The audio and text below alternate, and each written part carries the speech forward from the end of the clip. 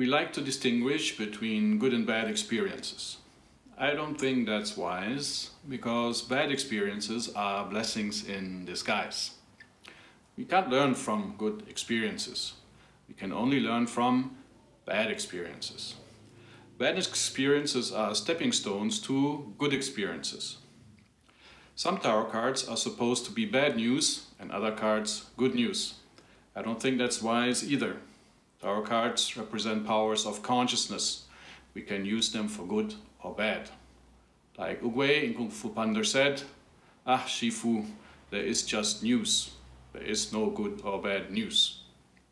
Tarot cards have 6 principal meanings. The power of consciousness they represent, the constructive use, and the corresponding favorable external and internal experience. Then it's destructive use and the corresponding adverse external and internal experience. For example, the Four of Wands represents the power of benevolence.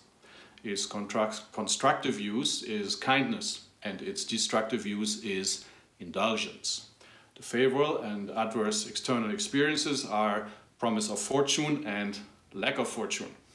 The corresponding internal experiences are grace and lack of grace. If a tarot reader conveys to a querent only the adverse meaning of a tarot card, she gives her only half the truth. That robs the querent of an opportunity to attempt the constructive use of the power of consciousness in question. This introduces fatalism in tarot readings.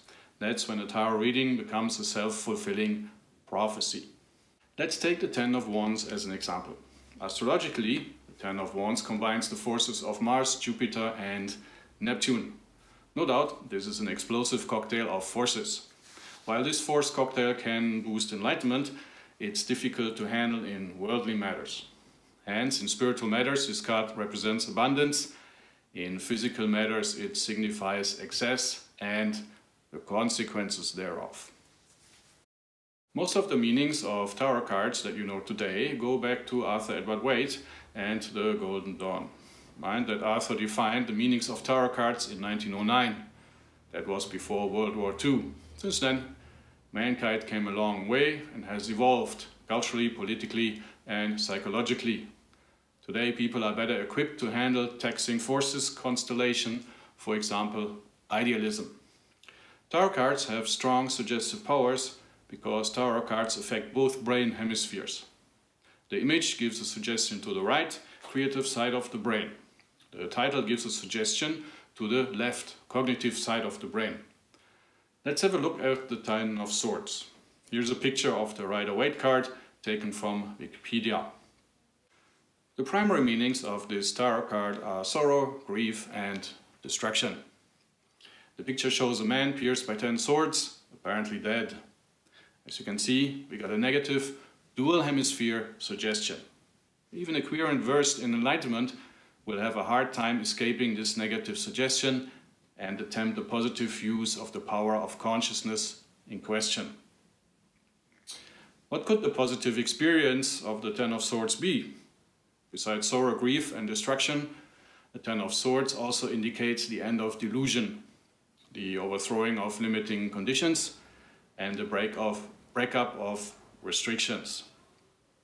While these are still uncomfortable experiences, they are good experiences because they pave the way for renewal. The Ten of Swords represents Malkuth of Yetzirah. In a creative undertaking, Yetzirah stands for intelligent planning.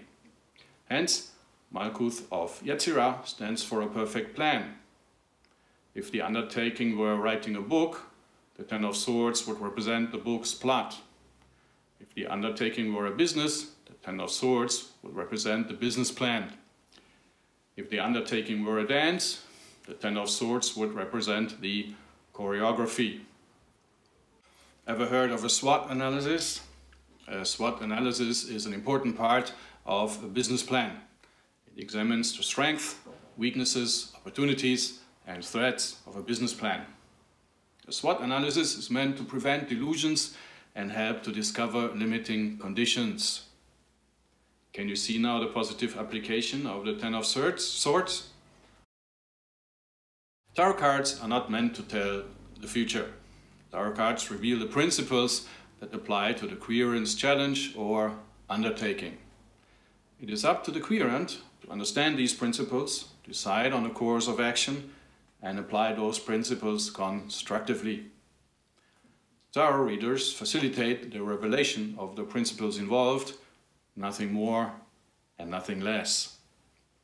To do so, tarot readers need to remain neutral to the meanings of the tarot cards. In order to prevent fatalism and self-fulfilling prophecies, the Enlightenment Tarot keeps the images of the minor trumps neutral and states the power of consciousness and the constructive and destructive use. Here's the Ten of Wands of the Enlightenment Tarot. The neutral design of the Enlightenment Tarot helps the querent to attempt a positive use of the power of consciousness in question, while being aware of the dangers of misuse. I hope you enjoyed this video of the Enlightenment Tarot and discovered an inspiration or two.